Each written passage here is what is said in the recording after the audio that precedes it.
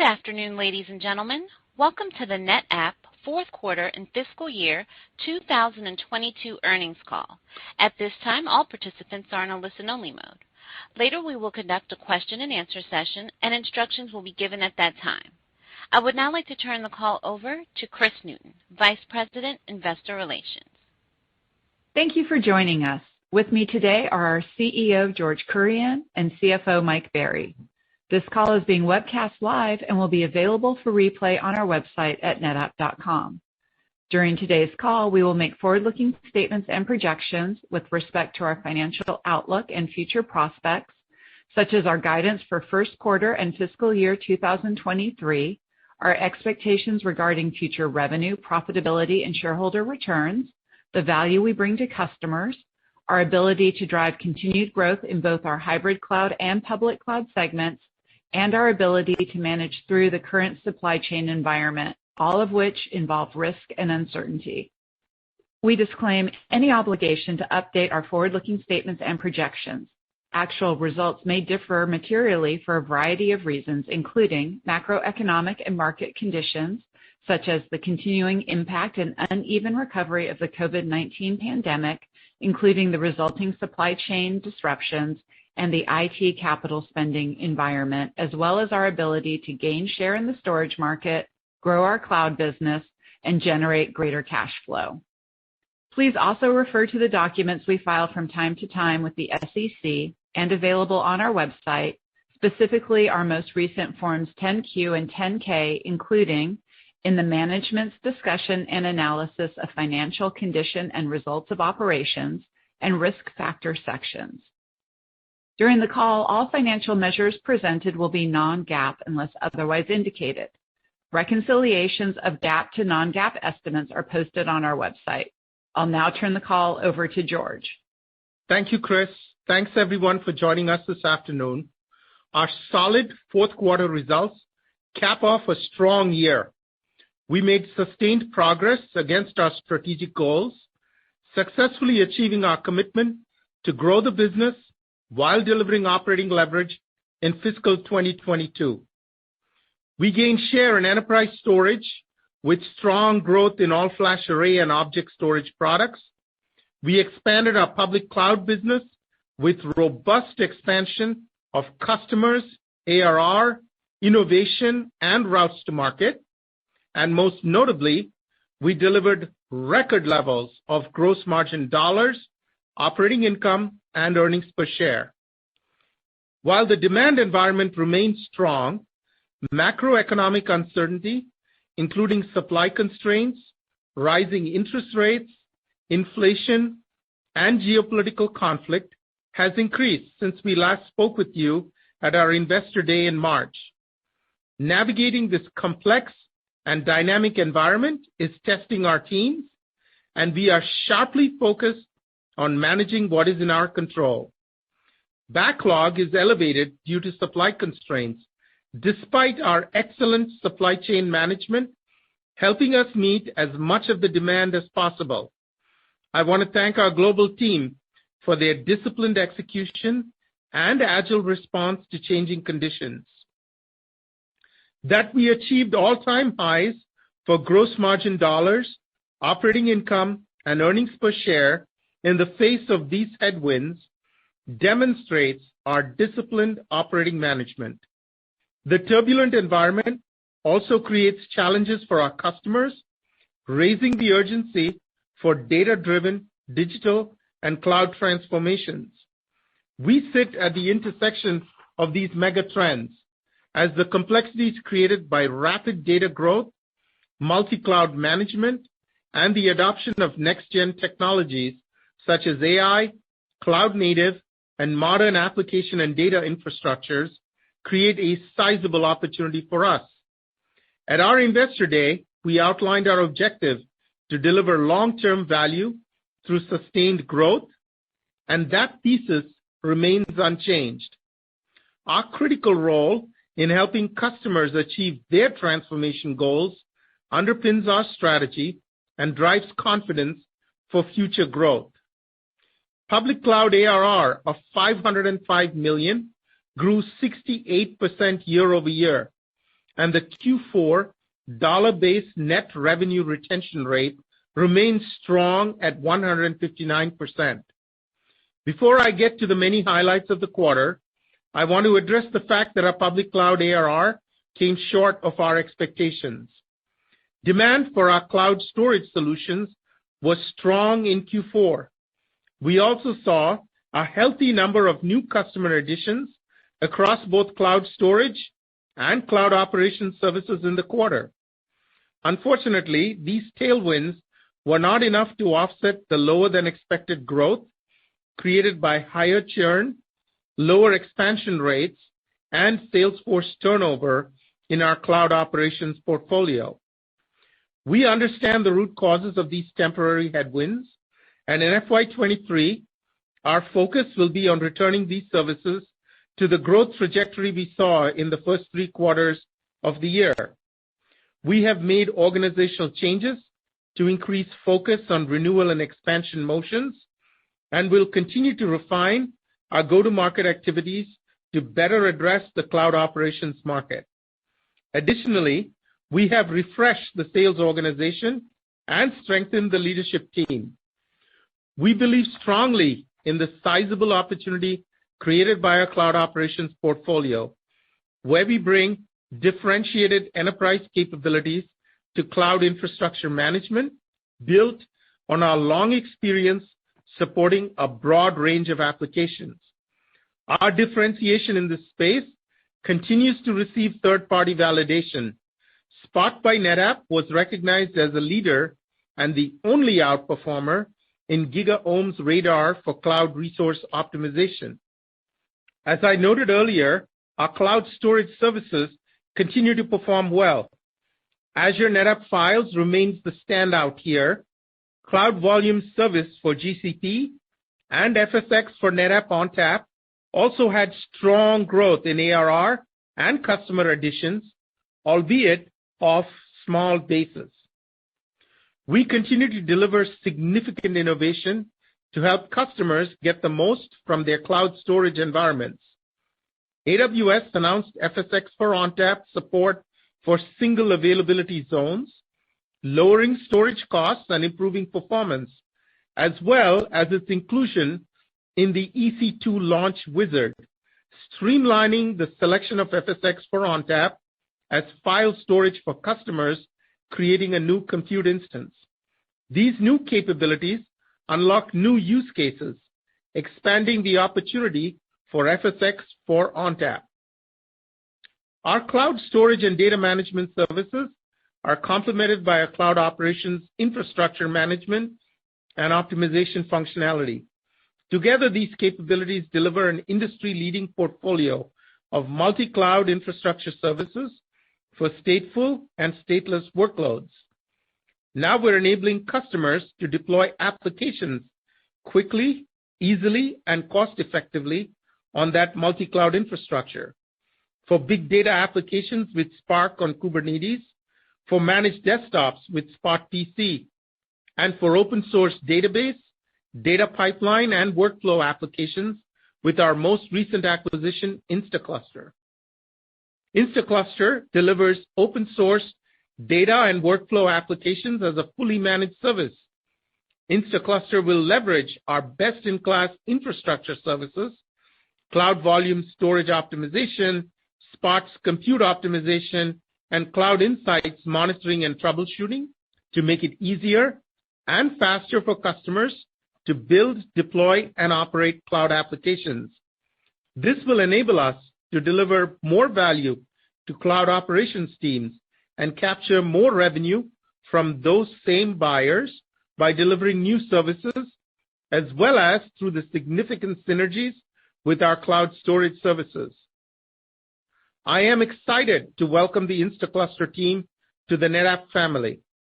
Overall, fiscal year 22 was a good year for our cloud business.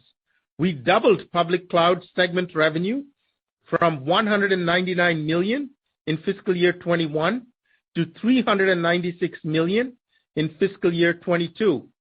We expanded our cloud partnerships and routes to market, introduced new organic innovations, and we completed a number of acquisitions that position us well for the future. In the coming year, we will prioritize the integration of these services. To underscore our commitment here, we plan to slow the pace of acquisitions and reprioritize our use of cash in FY23 to favor shareholder returns. Mike will provide the details in his commentary. I want to underscore that we remain convinced of the opportunity, the strength of our position, and our ability to achieve $2 billion in ARR exiting fiscal year 26. Now turning to hybrid cloud. Demand for our hybrid cloud solutions remains high. Despite supply constraints that again impeded our ability to meet all customer demand, we grew product revenue 6% in the fourth quarter and 10% in fiscal year 22. All-flash array annualized revenue run rate grew 12% year over year to $3.2 billion. Thanks to strong unit growth in FAS hybrid arrays, all-flash penetration remained flat at 31% of installed systems. In Q4, we further enhanced our position in hybrid cloud with new innovations and recognition. We updated our object storage solution with security and compliance enhancements, Google Cloud integration, and faster performance for analytics workloads. We also announced the next generation of our collaboration with Cisco, FlexPod XCS, for hybrid multi-cloud deployments. Additionally, Business Intelligence Group recognized NetApp AI as a winner of its Artificial Intelligence Excellence Award. Looking forward, our priorities are clear. We remain focused on capturing the substantial opportunity ahead as we scale our public cloud services while continuing to drive growth in our hybrid cloud solutions. The long-term thesis we presented at our Investor Day of delivering value through sustained growth remains intact. The strong fundamentals of our business, including our alignment to customer priorities, strong balance sheet, and prudent operational management, put NetApp in a position of strength.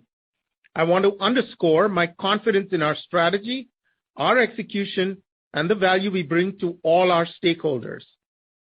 With that, I'll turn the call over to Mike. Thank you, George. Good afternoon, everyone, and thank you for joining us. As a reminder, I'll be referring to non-GAAP numbers unless otherwise noted. As we look back on fiscal 22, I am incredibly proud of the results the team delivered in an environment with such fluid and complex supply chain challenges. We delivered billings of $6.7 billion, an increase of 13% year over year, and grew revenue 10% to $6.3 billion. Within our hybrid cloud segment, all-flash revenue grew 20%, and object storage revenue grew 49%. We finished fiscal 22 with $505 million in public cloud ARR, with public cloud revenue growing 99% for the full year. We balanced strong growth in our key strategic areas with another year of disciplined investment, delivering record operating margin of 23.7%, up more than 3 points from last year, with an all-time high EPS of $5.28, up 30% year over year. In Q4, despite supply-constrained shipments, elevated freight and logistical expense, and component cost headwinds, we delivered solid revenue, with both gross margin and operating margin coming in above guidance. Strong execution yielded Q4 billings of $2 billion, up 16% year over year. Revenue came in at $1.68 billion, up 8% year over year, including a 2-point headwind from FX. Our solid Q4 results were driven by continued strong demand for our all-flash and object storage solutions. Our cloud portfolio continues to positively impact the overall growth profile of NetApp, delivering 3.5 of the 8 points in revenue growth. Hybrid cloud segment revenue of $1.56 billion was up 5% year over year. Within hybrid cloud, we delivered product revenue growth for the 5th consecutive quarter, and expect this momentum to continue into fiscal 23. Product revenue of $894 million increased 6% year over year. Software product revenue of $530 million increased 10% year over year, driven by the ongoing mix shift towards our all-flash portfolio. Total Q4 recurring support revenue of $590 million increased 2% year over year, highlighting the health of our installed base. Public cloud ARR exited Q4 at $505 million, up 68% year over year, driven by strength in cloud storage, led by Azure NetApp Files. Public cloud revenue recognized in the quarter was $120 million, up 82% year over year and 9% sequentially. We didn't end the year as expected for cloud ARR, but are confident that we remain well positioned to deliver on the long-term public cloud opportunity. While it is not unusual for hypergrowth assets to hit air pockets along their journey, we are using this moment to learn and continue to improve the operational rigor across the cloud op products. Towards this goal, we are laser focused on using fiscal 23 to strengthen our field and customer success go-to-market motions while integrating our cloud ops product portfolio. Recurring support and public cloud revenue of $710 million was up 11% year over year, constituting 42% of total revenue. We ended Q4 with a record $4.2 billion in deferred revenue, an increase of 6% year over year. Q4 marks the 17th consecutive quarter of year-over-year deferred revenue growth, which is the best leading indicator for recurring revenue growth. Total gross margin was 66% and came in solidly ahead of our guidance, reflecting better than expected product margins. Total hybrid cloud gross margin was 65% in Q4. Within our hybrid cloud segment, product gross margin was 51%, as the supply chain team did an amazing job of mitigating a portion of the component cost headwinds, and our sales team was very focused on capturing our recent price increases. Our growing recurring support business continues to be very profitable, with gross margin of 93%. Public cloud gross margin of 68% was again accretive to the overall corporate average. The sequential decline in public cloud gross margin was driven by lower than expected cloud revenue and incremental CapEx investment for Azure NetApp Files, which is a healthy leading demand signal. We remain confident in our long-term public cloud gross margin goal of 75 to 80% as we continue to drive scale in cloud storage and an increasing percentage of our public cloud business being built on software solutions. Q4 highlighted the strong leverage in our operating model, with operating margin of 23% despite the ongoing supply chain headwinds. EPS of $1.42 was up 21% year over year, and even excluding a one-time tax benefit of 12 cents, represents a new Q4 record for the company. Cash flow from operations was $411 million, and free cash flow was $343 million. The ongoing supply constraints resulted in shipments being pushed to the end of the quarter, leading to the highest ever accounts receivable balance of $1.2 billion exiting the year, an increase of $431 million from Q3. As a result, we expect healthy cash collections in the first half of fiscal 23, which will be a tailwind to operating cash flow for the full year. During Q4, we repurchased $250 million in stock and paid out $111 million in cash dividends. In total, we returned $361 million to shareholders, representing 105% of free cash flow. We closed Q4 with $4.1 billion in cash and short-term investments. Now to guidance. In fiscal 23, we are guiding revenues to grow 6 to 8% year over year, which includes a 2 percentage point headwind from FX. In fiscal 23, we anticipate sustained demand for and continued share gain momentum in both our all-flash and object storage solutions, which we expect to drive product revenue growth in the mid-single digits. We will also continue to grow and invest in our public cloud business. We expect to exit fiscal 23 with public cloud ARR of $780 to $820 million, which includes approximately $40 million from our recently closed acquisition of Instaclustr.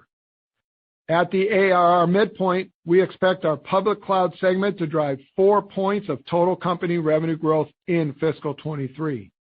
As George noted, we remain confident in our ability to deliver $2 billion in public cloud ARR exiting fiscal 26.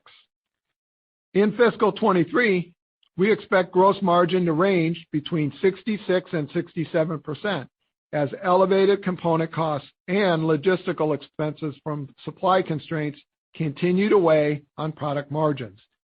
We expect first half product margins to be roughly consistent with Q4 levels. As we have previously disclosed, we believe these cost headwinds are temporary in nature, and we believe that Q4 22 is the trough for product margins. As you all know, the timing of getting completely through these supply chain challenges remains fluid, but we do expect cost improvements, coupled with our recent price increases, to be a modest tailwind to product margins as we head into the back half of fiscal 23. We anticipate operating margin to range between 23 to 24% for the full year as we continue to invest in our growth initiatives while maintaining a disciplined approach to spending. Our commitment is to, again, grow revenue faster than operating expenses in fiscal 23. Moving down the P&L, we expect net interest expense to be approximately $30 million and our effective tax rate to be in the range of 21 to 22%. Despite the considerable headwind to earnings as a result of the higher tax rate, we are committed to delivering $5.40 to $5.60 in fiscal 23 EPS. We expect to generate greater than $1.4 billion in operating cash flow in fiscal 23 as we continue to drive incremental profitability in our hybrid cloud segment to fund the growth in our public cloud business. Free cash flow is expected to exceed $1.1 billion for the full year. Factored into the year-over-year free cash flow growth is a step up in CapEx to approximately $250 to $300 million. The higher CapEx forecast is being driven by 3 key items. 1, additional capacity deployments in Azure and GCP. 2, higher cloud software capitalization. And 3, growing pipeline for our Keystone offering. As we've discussed before, additional capacity deployments within Azure and GCP are a healthy leading indicator for cloud storage demand. Generating over $1.1 billion in free cash flow will allow us to continue to deliver on our shareholder return commitments while also investing in our key strategic areas. From a capital allocation perspective, we expect to hit pause on cloud ops acquisitions for the first half of fiscal 23 as we focus on strengthening our field and customer success go-to-market motions while integrating our cloud ops product portfolio. As a result, we plan to return 100% of fiscal 23 free cash flow to investors through dividends and share repurchases. We expect our quarterly dividend to remain at 50 cents per share throughout fiscal 23, with the remainder of free cash flow allocated to share repurchases. We plan to front-end load these share repurchases with $500 million coming in the first half of the year, which will reduce share count by 2 to 3% as we go through fiscal 23. Now on to Q1 guidance. We expect Q1 net revenues to range between $1.475 billion and $1.625 billion which at the midpoint implies a 6% increase year over year. We expect consolidated gross margin to be approximately 67% and operating margin to be approximately 21%. We anticipate our tax rate to be between 21 and 22%, and we expect earnings per share for Q1 to range between $1.05 and $1.15 per share. Assumed in our Q1 guidance is net interest expense of $10 to $15 million and a share count of approximately 224 million.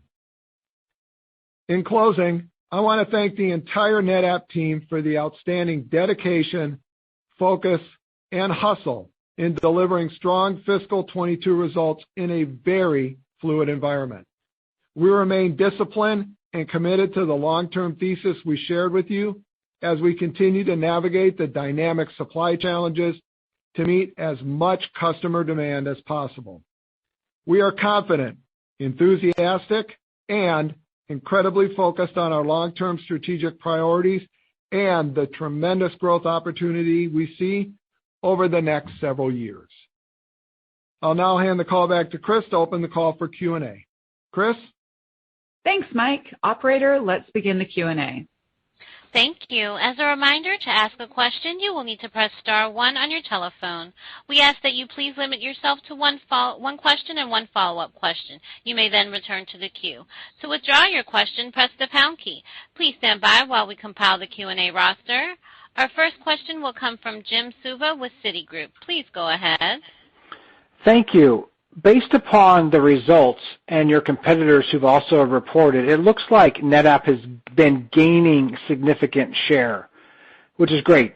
Is there anything in there that we should think about that would cause us to kind of pause or downshift that, like any big recent design-ins or acceptances? Or on the other hand, with your sales force now fully ramped and the additional CapEx and things that Mike laid out, is there actually the potential you're looking at actually upselling or upshifting it to even a higher share gain in the future quarters?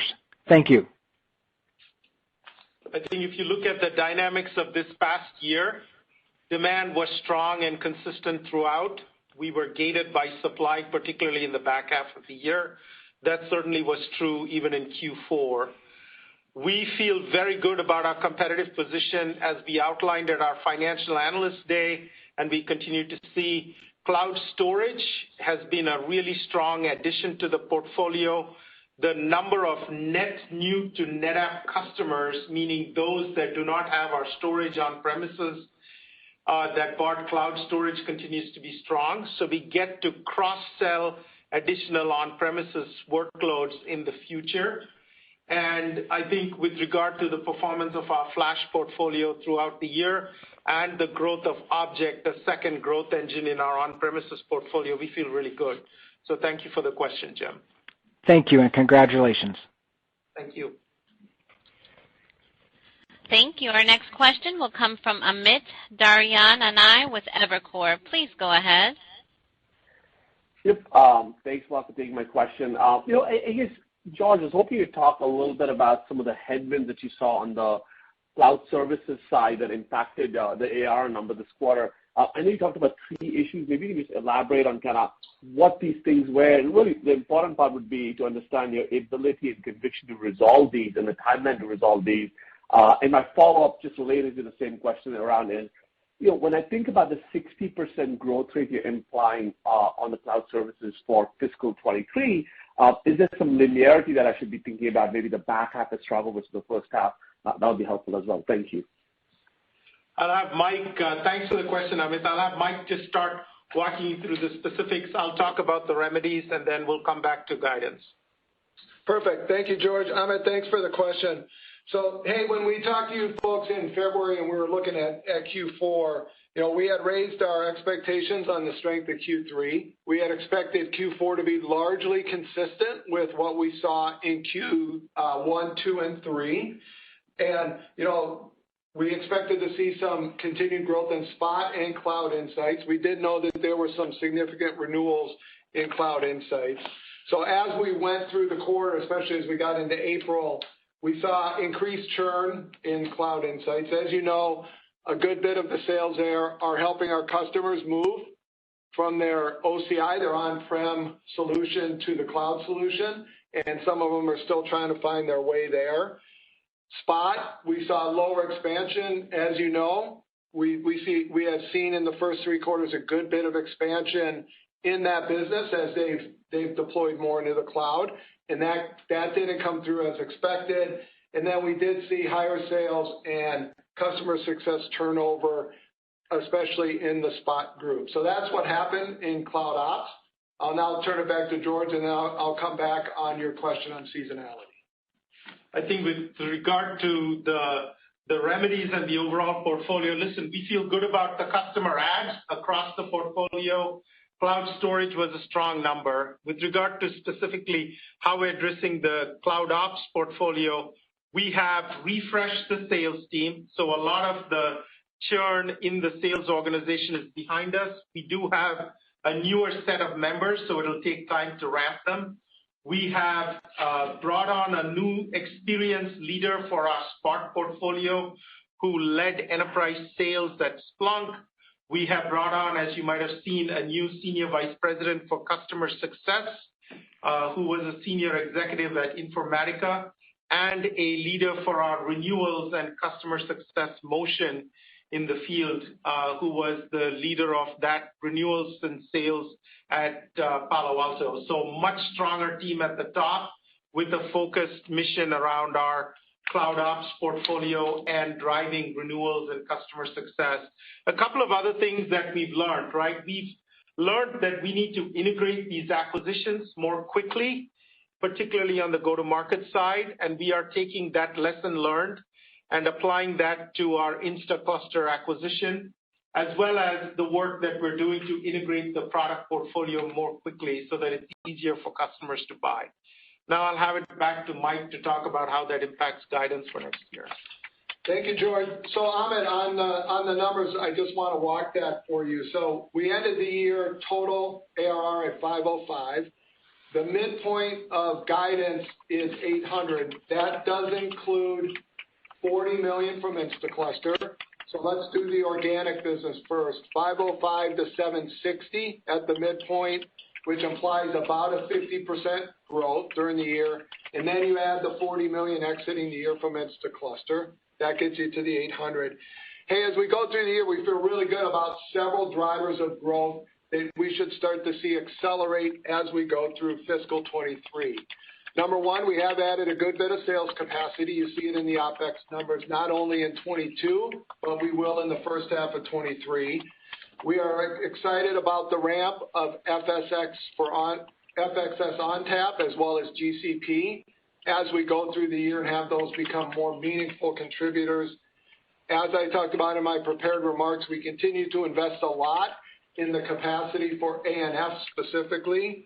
And then a smaller piece is just as we resolve some of the items we talked about with Cloud Ops, we think that that'll help the second half. So you should expect to see acceleration as we go through the year into the second half, and we feel really good about the 760 number. Perfect. Thank you very much for all the clarity. Thank you. Thank you. Our next question will come from Samik Chatterjee with J.P. Morgan. Please go ahead. Hi. Thanks for taking my question.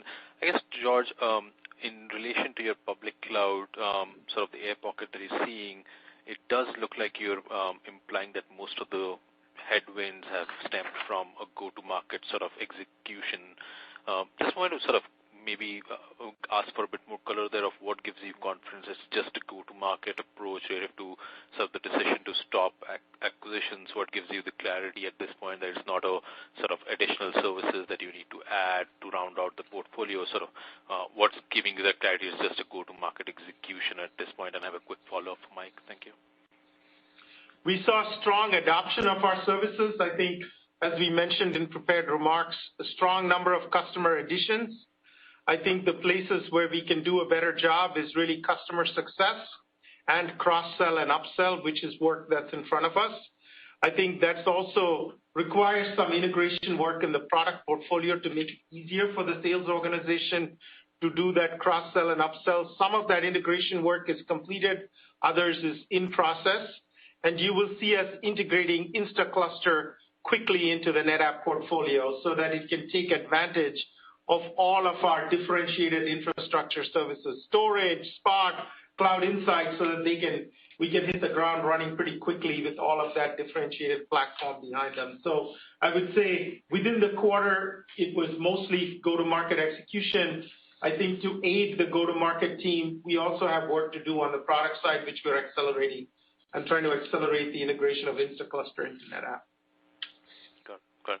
And Mike, just a quick follow-up on gross margin sort of trajectory through the year. Is the improvement that you're implying sort of as you get into the back half, is that just more a function of the public cloud margins improving as you scale those revenues, or are you expecting a similar improvement in hybrid cloud, and how much of that has to do with sort of pricing actions coming more materially through the P&L? Yeah, thanks for the question, Samik. So it's both of those. And let's take hybrid cloud first. So we do expect the margins, the product margins in hybrid cloud in the first half to be relatively consistent with Q4. We did say, hey, we thought Q4 was the trough. We still feel that way as we go through the year. And then seeing some expansion in the back half driven by both the pricing actions that we took as well as all the work that's going on around supply chain. So both of those go into that number.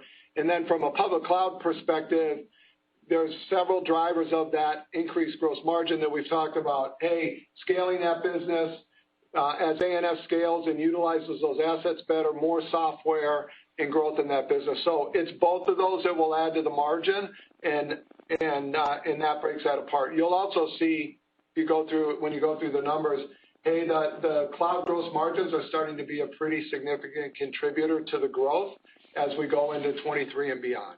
So thank you for the question. Thank you. Thank you. Our next question will come from Rod Hall with Goldman Sachs. Please go ahead. Hi. Thanks for taking my question. This is Bala Reddy on for Rod. I want to start with price increases. So it looks like they're starting to kick in. And from memory, I remember the price increases magnitude is to the tune of high single digits or maybe 10% or in that range. Given this price increase, I'm wondering, why wouldn't product revenues grow more than mid-single digit in fiscal 23? Maybe there is an element of cautiousness in that guide given the current macro uncertainty. I just thought it would help us understand a little bit better. They got follow-up. First of all, customers buy in dollars, and so whether we raise prices or not, their budgets are determined in dollars, and so if we raise prices, they'll buy fewer systems for the same dollars, right? I think that's the first. I think the second is, listen, we feel really good about the work that our supply chain team has been doing all year. We've had 2 successive quarters where we've been gated by supply rather than demand. We see a steady demand picture, next year, this coming year, and we're just being realistic about how fast the supply chain constraints ease. So buying in dollars and supply chain continuing to be work in progress for us through the course of the year. That helps, George. And just to make sure I get it right, so you're not really baking in any macro slowdown or anything in the back half of the year or anything, just more of a function of supply chain shortages. At the moment, we see demand to be steady, and we are gated by supply. And so, yes, we understand the economic environment is uncertain. We're managing what we can control. Our demand outlook has so far been really solid, and we're gated by supply. That's helpful. And a quick follow-up, if I may. I was looking at America's commercial mix, revenue mix in the quarter. It looks like it's only flat quarter-over-quarter, whereas it's typically up in Q4. And on the other hand, Asia Pacific has done really well in the quarter. I'm just wondering, are you seeing any kind of divergence, or it's more of a magnitude, more of a function of allocating supply to different places? Yeah. Hey, Bala, it's Mike. So it's really the supply chain gating that revenue generation, and it varies by geo in terms of the product. So no significant changes from a geo perspective. What you see there is really supply chain gating that revenue. Got it. Thanks so much. Thank you. Our next question will come from Meta Marshall with Morgan Stanley. Please go ahead. Great, thanks. You guys noted some success in hiring new sales reps during the quarter. Just wanted to get a sense of whether that was more backfilling or whether you've had some success on some of the hiring for the higher level solution sales, or sales execs that can help with the cross-sell and upsell. And then, maybe just kind of on the second point around the replacing some of the sales execs that have left, just what do you see as the ramping timeline for some of the new hires to productivity? Thanks. I think the majority of our investment is focused on new sales reps with cloud backgrounds. We call them cloud sales specialists. So the types of execs, Meta, that you mentioned that know how to sell some of our application portfolio and cloud ops portfolio. So that's the majority. We also have had to replace some attrition in our frontline sales teams as well, and we continue to manage through that as a normal sort of course of business, right? I think the specific areas that we saw higher than, anticipated attrition were really in our cloud ops portfolio, and I think we've done a good job sort of refreshing the team and also bringing on the new leadership team. I think when you look at the ramp time, it takes a few quarters, and that's why I think there's already been activity underway. We see that there will be some improvements through the first half, and then certainly the second half of the year, we should see the team being fully productive. In addition, given the ramp of our cloud business and the expectations of the ramp, we are continuing to invest in additional capacity, for example, in cloud storage and other areas. We will, of course, in line with our disciplined operating management philosophy, we don't see the growth tap on the brakes, but right now we feel that's a good investment to make. Great. Thank you. Thank you. Our next question will come from Nick Todorov with Longbow Research. Please go ahead. Yeah, thanks, and congrats on strong results, particularly given supply chain headwinds. George, a question maybe, I'm just curious, how have the conversations been over the last, especially couple of weeks, when you talk with customers regarding their IT budgets in this environment? I think clearly there's a lot of headwinds, like you talked in macro and supply chain and inflation, but there's been some recent third-party surveys showing that budgets for IT are actually ticking up, not down, and even if inflation pressure kind of persists. So just curious, what is the feedback that you're getting from CIOs and CFOs on those discussions around the IT budgets? Thanks. I think IT is continuing to be seen, as we've said, a spur for the transformation of the business. And so there are the strategic projects around, customer experience transformation, business process automation, a variety of those projects, better analytics continue to move forward. AI, ML projects, for example, continue. We had a strong year and continue to see a strong outlook for that part of our business. So far, as we've said, the demand picture has been steady, and we recognize that there is increased uncertainty, but I think so far the demand picture for IT spending within our customer base has remained steady. Okay, great. And if I can follow up, Mike, on the price increases, I just want to understand, do you envision incremental price increases, especially if you see further cost pressures through the year, or you think that you've kind of front-loaded the price increases and you just need to realize those as the year progresses? Yeah, so thanks, Nick. My answer to that would be we are intently focused on realizing the ones that we put in place. We're still working through those.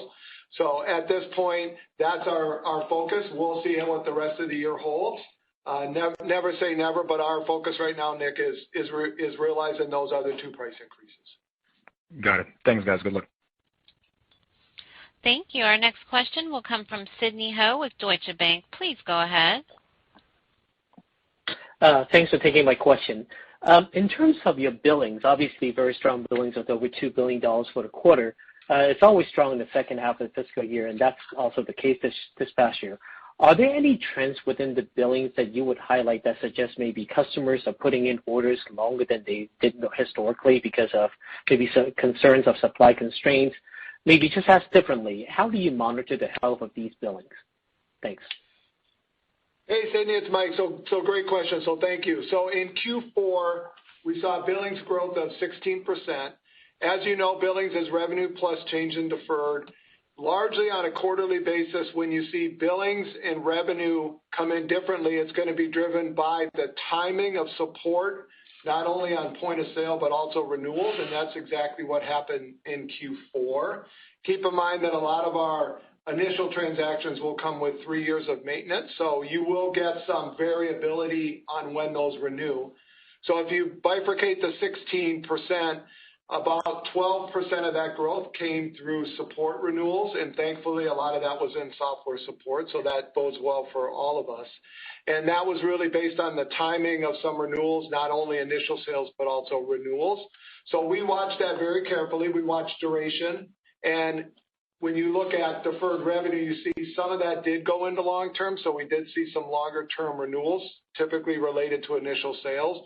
But we've seen that short-term and long-term deferred revenue percentage stay remarkably consistent. So that'll jump around a little bit by quarter. Nothing to be concerned about on this. It was a great quarter of billings, and the nice part is that will translate into cash flow next year. So hopefully that helps. Yep, thank you. Thank you. Thank you. Our next question will come from Tim Long with Barclays. Please go ahead. Thank you. Yeah, maybe two if I could. First, on the all-flash array front, still pretty good growth, but you mentioned, install base is still not moving that much. So could you talk a little bit about, what you think NetApp can do to further get that install base over to all-flash, given the better economics all around for you? And then second, if I could just go back to the cloud ARR business, could you talk a little bit about kind of better conversion of your installed base on-prem and what you're seeing from the other large on-prem players, and if they're trying to enter into this piece of the market as well? Thank you. First of all, the installed base that we are penetrating is a very, very large installed base, and there are several factors that they consider as they look at new purchases, right? IT budgets, a mix of different system types. We did see a higher mix of our hybrid flash portfolio, where we have the only modern operating system that supports hybrid flash technology. In prior circumstances, when there was some uncertainty about budgets or economics, they would shift towards more of a value-oriented system like a hybrid flash. So whether that's true or not, it's one data point, but we did see very strong hybrid flash unit shipments this quarter, which is why the total penetration into our install base was relatively flat. We continue to do the work to qualify more applications, more new workloads, and drive our field to go after new logos, as well as drive our install base conversion. There are incentives in place to sell new systems at a higher rate than renewals or refreshes, and those have been put in place for this year. And so I'm hopeful that that'll drive more conversion. With regard to cloud ARR, I think the main questions are, listen, we feel good about the acquisition of net new customers into our cloud portfolio. I think when we started the cloud journey, there was a concern that cloud growth would literally be offset by on-prem decline. We're not seeing that, and it's reflective of the strength of our portfolio on both fronts. And so, yes, could we do more to convert our installed base to cloud? We have got incentives in place this year where the sales reps cannot make their number without selling cloud as a part of their overall, kind of quota. And so there are discrete quotas set up for cloud. They have got to complete selling that to be able to accomplish their total compensation objectives. And so we've got work underway. We're doing enablement, but I do feel good about the fact that we are able to acquire a lot of net new customers Those are our competitors' customers, after all, with our cloud storage portfolio. Thank you very much.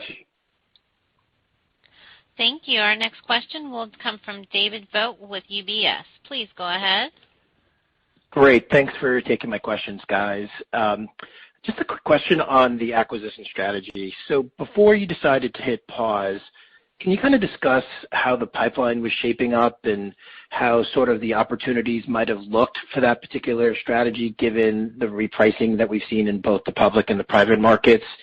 And when you think about the opportunity cost of not pursuing transactions, how do we think that affects the ramp of the longer-term target in that sector, or in that segment, I should say? And then I have a quick follow-up. Listen, I think we've had a disciplined acquisition strategy, right? We started with cloud storage. We enabled cloud storage to become multi-cloud across all the hyperscalers with both NetApp managed and native cloud services. We then added monitoring, which is Cloud Insights, organically taking one of our enterprise products and making it cloud ready, and made that a multi-cloud monitoring service so that customers could understand the performance of their applications.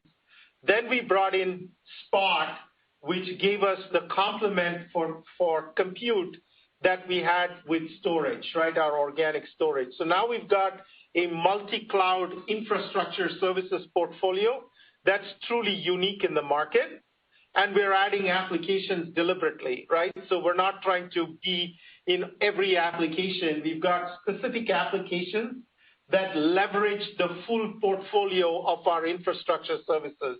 Spot PC for virtual desktops uses Cloud Volumes and Spot's compute optimization technology. We've got Spark for Kubernetes, which uses the Spot Ocean technology as part of its underlying infrastructure capability, and then most recently InstaCluster. I feel really good about the portfolio. Listen, we want to integrate these acquisitions so that they get off to a fast start. And I think we feel really good about our portfolio. If you look at the numbers that we're guiding to, I think if we finish FY23 strong, we're in great shape to accomplish our $2 billion target. And we're just focused on let's get these right in the first half of the year, and then we'll take a look at the market. Great, thanks, George. And then Mike, maybe a follow-up for you on public cloud gross margin. What scale, maybe can you give us a sense of scale that you need to get to your longer-term targets?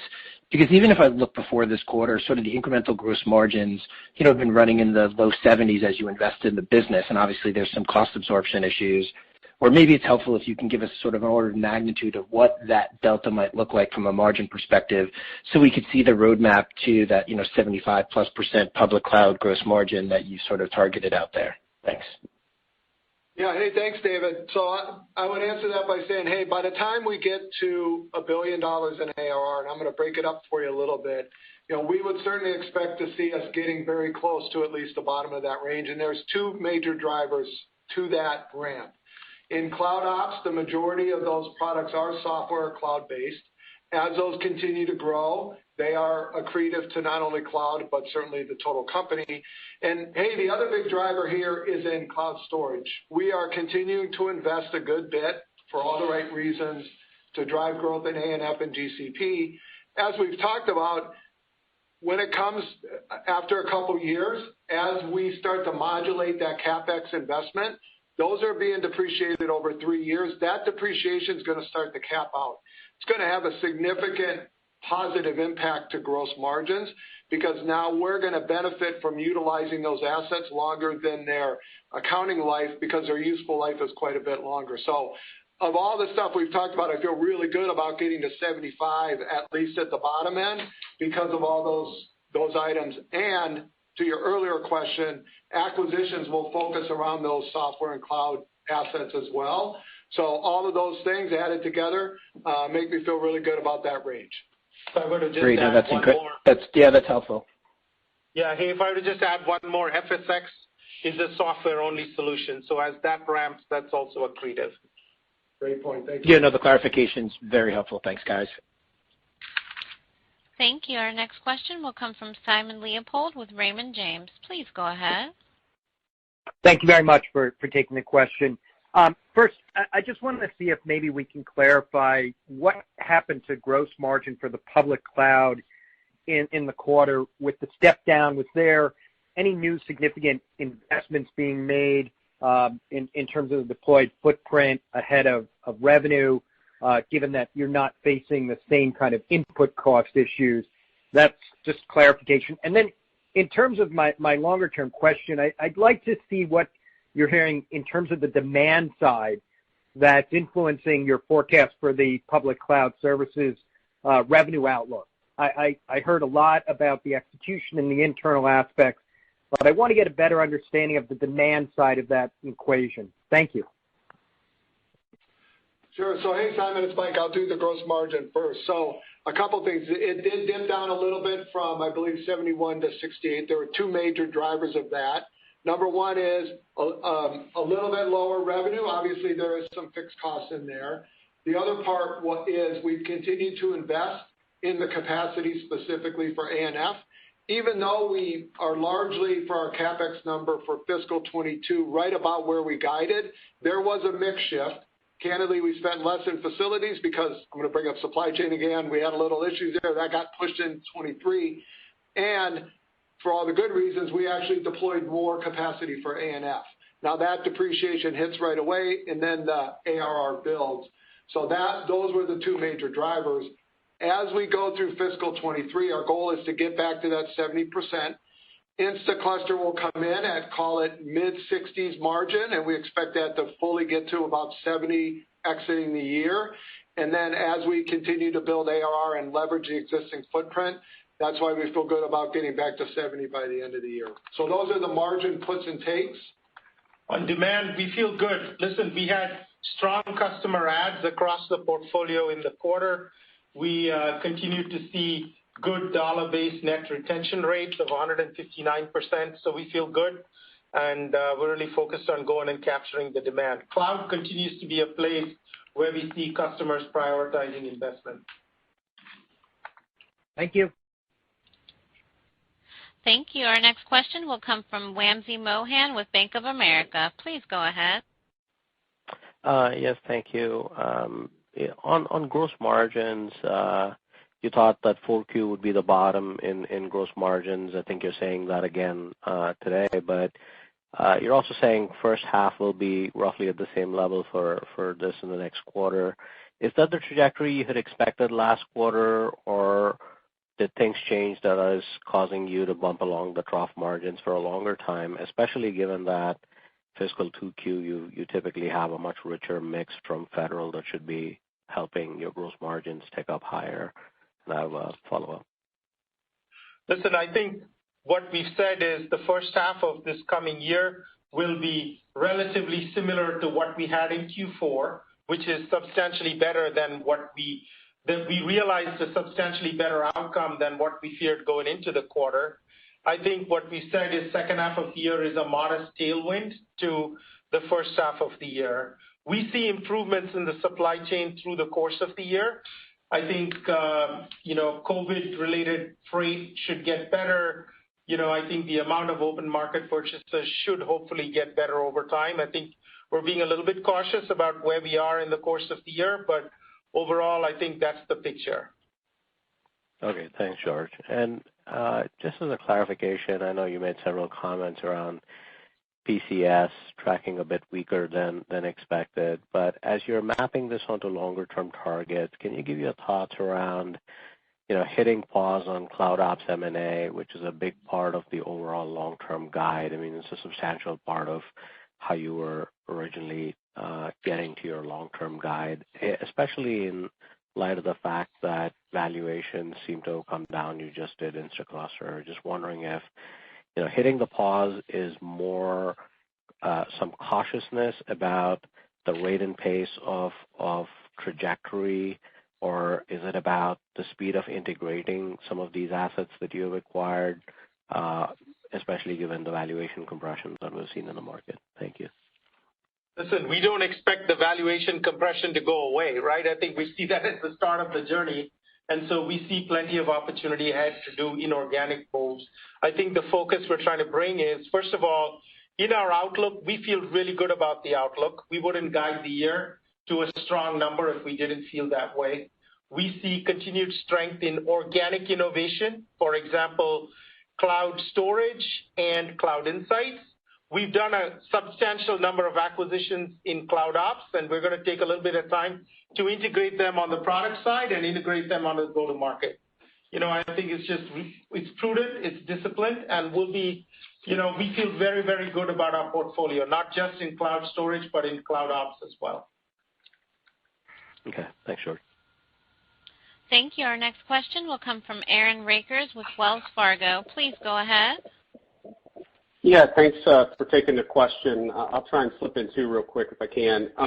I guess the first one is, one of your competitors tonight talked about, actually some customers pulling forward demand from the back half of the year into the first half of the year. There's been a lot of discussion around the backlog, and so I'm curious, number one, have you seen any of that, and how would you characterize the duration of kind of the backlog you're seeing and how maybe that's changed over the last, 2 or 3 quarters? We haven't seen any evidence of pull forwards or phantom demand. I think we have a close relationship with our customers. Every one of them has been quite balanced in terms of being a good citizen around, hey, we'll take some of our order and we'll wait for others. So I think we've got a pretty balanced book of business. As we said, we've had supply gate demand for 2 successive quarters. Q3 and Q4 very clearly saw the same pattern, and backlog is elevated. Yep. And just as a quick follow-up, a simple question, how would you characterize the competitive landscape? I know Dell EMC saw growth for the first time in a while this last quarter. How would you characterize what you're seeing competitively in the market? I think it's pretty much the same. Pure and NetApp taking share from Dell and HP and several other players. So I would characterize it as no fundamental change, to be honest. Thank you. Perfect. Thanks. Thank you. Our next question will come from Nehal Chokshi with Northland Capital. Please go ahead. Yeah, thanks. I realize you guys are not economists here, but what do you think is the probability of an IT CapEx down cycle given tightening financial conditions? And then, what are your thoughts on NetApp's share gain trajectory being stunted or helped by a potential IT CapEx down cycle as well? Listen, I'll just say I'm not an economist, right? We are in discussions with our customers. I would say in every IT portfolio, there's probably projects that are strategic that will continue to be invested in regardless of supply chain constraints or, economic environment or whatever it is, right? So I think those projects we see continuing, and we're going to be a part of those as much as we can. I think with regard to our competitive environment, listen, we are part of several mega trends that those will continue, right? Cloud, data management, analytics, high-performance computing environments. So long as we continue to innovate and stay focused, I think we've got a good opportunity ahead. And so just to be clear, you expect your share gain trajectory to be helped or stunted by a potential IT CapEx down cycle? I think if there's an IT CapEx down cycle, what we generally see is within the IT spending envelope, transformational projects that are critical to business need will get prioritized. And so long as we are part of those projects, it's a share gain opportunity. Okay, great. Thank you. Thank you. Thank you. And today's final question will come from Jason Ader with William Blair. Please go ahead. Great, thank you. I guess, George, just to wrap up, what lessons has NetApp learned from these last couple of years where you've been kind of on an acquisition binge in this cloud services space, as you kind of reflect on what you could have done better and what you need to do better? Maybe just kind of summarize your thoughts there for us. Listen, I feel like we've accomplished a lot, right? I think no one believed us when we said our cloud storage would be a native service in all of the 3 major hyperscale cloud providers, and we've delivered on that. We said we would cross $500 million in cloud ARR, and we've delivered on that. We said cloud gross margins would be at or better than company average gross margins. We've delivered on that. We said cloud would be a way for us to acquire a whole lot of net new customers. We've delivered on that. And over the course of the last 2 years, we've balanced organic innovation, and there's been a substantial amount, with complementary, deliberate acquisitions that allow us to serve a full customer's need, right, around an application portfolio. I think where we could do better is learn from the mistakes we made around integration. And we're going to, everybody learns from that, and we're going to own that, and we're going to do the work that's needed to integrate those acquisitions better in the first half of this year. But I don't think any of that diminishes from the opportunity in front of us or the place that we are. We're in a strong position, and we're going to capitalize on it with disciplined execution. Very good. Good luck. Thank you. Thank you. Before we close, we delivered a solid Q4, rounding out a strong FY22 with record levels of gross margin dollars, operating income, and earnings per share. Looking forward, we remain focused on capturing the substantial opportunity ahead as we scale our public cloud services while continuing to drive growth in our hybrid cloud solutions. I want to underscore my confidence in the long-term thesis we presented at our Investor Day of delivering value through sustained growth. Our alignment to customer priorities, strong balance sheet, and prudent operational management put NetApp in a position of strength. Thank you. Ladies and gentlemen, this concludes today's conference call. Thank you for your participation. You may now disconnect.